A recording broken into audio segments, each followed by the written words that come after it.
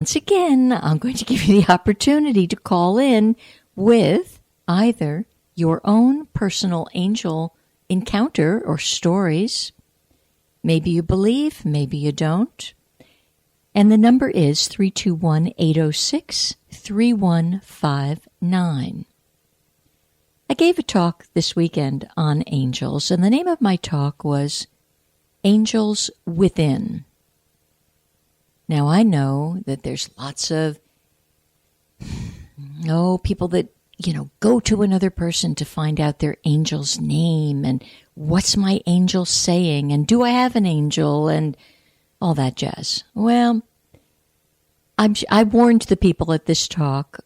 Some of them may never want to see me again. They may go running out screaming. I have some different views on angels, as you might well expect. Angels are within. Yes, they can appear to be outside, but let me give you an analogy. Suppose you have a wonderful pet that you adored as a child. Spotty, good old Spotty the dog.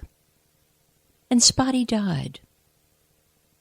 And Spotty comes to you in your dreams, or Spotty surfaces in your thoughts when you're a little despondent. Spotty is inside of you. And that's the truth with angels.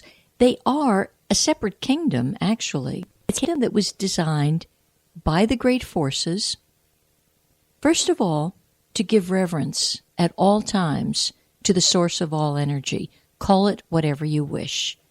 Call it God, call it Zen Buddha, call it, have a good time.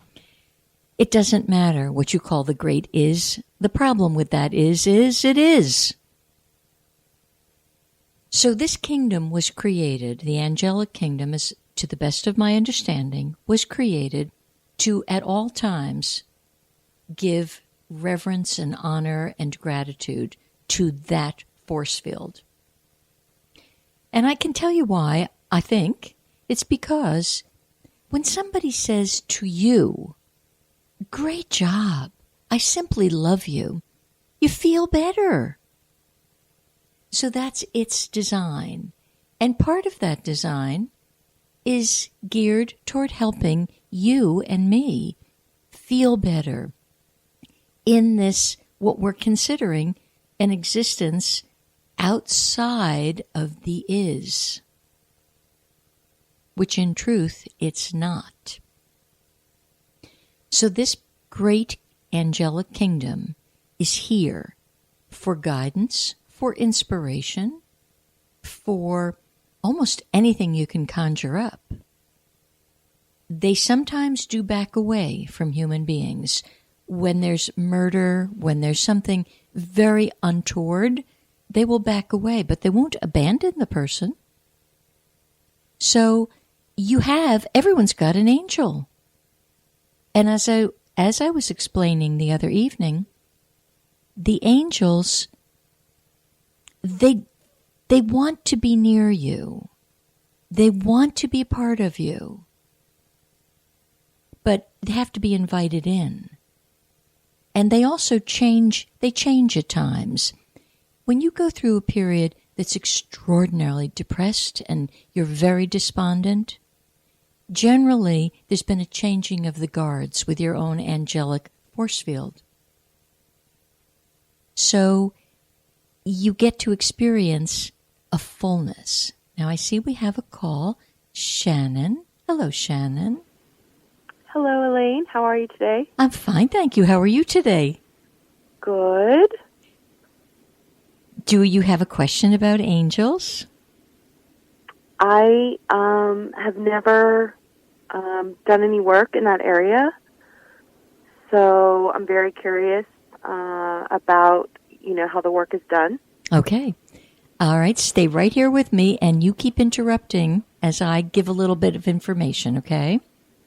Okay. Because it's a system, kind of very similar to the animal kingdom. You've been assigned a seeing eye dog if you're blind. I think we've each been assigned a seeing eye angel. And it's a presence. It's actually inside of us. It's the internal guidance system. You could label it angel. What I'm understanding is not appropriate. Let's suppose someone you love crosses over, your grandmother, and you loved her very much, and now you begin to think, oh, she must be my angel. No, angels are a separate kingdom. Your grandmother could become a guidance, a force field. So how do you get in touch with an angel, and what are the properties of an angel? Well, it's unconditional love, number one. It's there at all times. It's total acceptance, understanding, and protection, a lot of protection. So let's suppose you're walking down a dark street and all of a sudden you feel very frightened. Many people will actually call upon an angel and they will feel a presence come. Now, some feel it almost externally. It doesn't matter whether you're feeling it externally or internally, because quite frankly, and this is a little bit challenging to get right here, right now, but there is no Shannon. You're an energy force field, which is why the energy is neither inside of you or outside of you. It's just there as an accessory with you. Some people like to think that they have a corner on a certain angel's name. So often a person will tell me, oh yes, my guardian angel is Michael. Well, but dear Michael is an archangel. There's several archangels. There's layers of angels, just as there is in our own government. There's stepping stones. There's the lower house, the upper house. So Michael is an archangel. So many people seem to think that Michael is their archangel. That makes my head spin, because the guy must be very, very busy. You have an angel. I suggest if you want to find its name, you ask it. Go to a place in nature, sit down quietly or walk along, do some breathing. Conscious breathing. And ask, are you here? Get some validation. What's your message for me? And how can I commune with you more deeply? Shannon, have you ever communicated with anyone who's crossed over? Never. Okay. Oh, it's time, girl. It's time. You should. It's delightful, because what it really shows you is there's no such thing as death and dying. All they've done is lighten up. And you can match that. It's called a vibrational match. If you go, here's a simple earth example. You wake up on the wrong side of the bed today, but you've got to go to the store for something. And you go in that store just gunning for trouble. And you're angst-filled. All that you can attract, 9 times out of 10, is that gal or guy behind the counter who is equally as angst-filled, because we're a magnet. But you can magnetize anything you darn well want to. So you can magnetize insight from the angels and a greater appreciation of who they are. Of course, there's always, at this time of year, there's many books written on angels. One of the ones, it's as good as it's going to get, although, let me see, I brought it with me today. Let me tell you when this thing was written. He brought this forth in 1993, and it's good. However, understanding is being heightened on the planet because we're going through a paradigm shift. And as I was looking through it this weekend, I thought, yeah, a lot of that's right. More correct than most of the material on angels, because most of the material puts an angel outside of you and different and perhaps better than you. They would be the first to say, no way. They're simply one. So the name of this book is simply called The Angels Within Us. And it was written by John Randolph Price. John did a lot of good work around that time. So I really salute him. You'll get a deeper sense. And I have a feeling It's still in print. If not, I'm sure you could find it on Amazon or something. Just don't go paying, $100 for an old copy. If it's meant to come to you, Shannon, it'll come easily and effortlessly. Okay. But I'm just going to open a page to see what a certain angel may have to say for you. Although each of us have a particular force field that's guarding us, there are angels, for example, that are guarding every city. Every city has an angel. Every town, every state, every country. No country is exempt. So there's angels of waterways. There's angels of the ocean. There's angels of trees. I mean, they're legions of angels. And it's pretty remarkable. As you cultivate yourself in your inner eye, you could actually see rings of angels standing around you. You have that ability. I don't know why you haven't been tapped to take advantage of it yet. Well, maybe I'm the tapper today.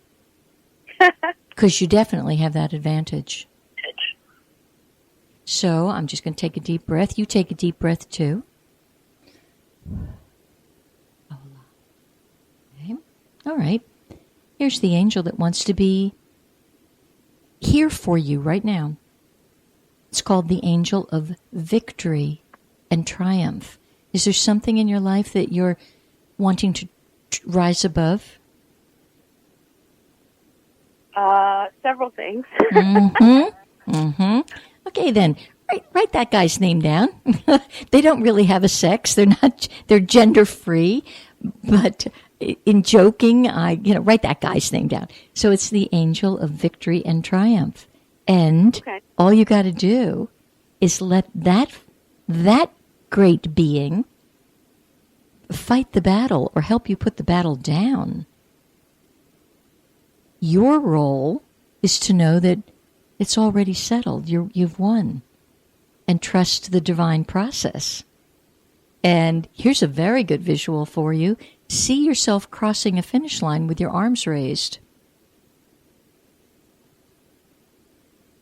So that angel, it's huge. These are, what does he have? I think about 21 angels in here that would be like the angel of victory and triumph. And the angel of victory it's actually a universal law, and it diminishes opposition. When we're in a thinking process that, oh my gosh, maybe I won't succeed, I won't be victorious, I won't triumph, that's your ego, that's your thinking process.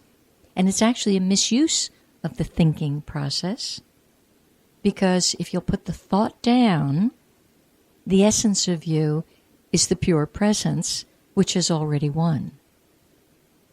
So it's moving you into dropping your old belief and understanding to, I've already won. There's victory here for me. And this particular force field, angelic force field, actually has a coded instruction, stand still. Stand still. It's almost a biblical thing. I'm not really a Bible belter, but it's more of a biblical thing that says, stand still, the victory is happening.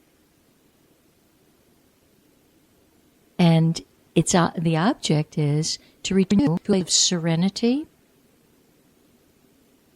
The more serene you are, the more this force field will move the energy to your advantage. The energy that you would think is not helpful for you, or it's contentious, or it's sticky, it'll simply move it. I've seen with these angels, as you invoke them, there's the thing, you got to call. It's just, you had to phone in here. You have to you got to pick up the phone. Whether it's the cosmic phone or this phone, we have to do that action. And then, your imagination is heightened. The problems become solved. You're going to become more steadfast in your thinking, Shannon. And you're going to feel a little bolder. all in a very constructive, good way.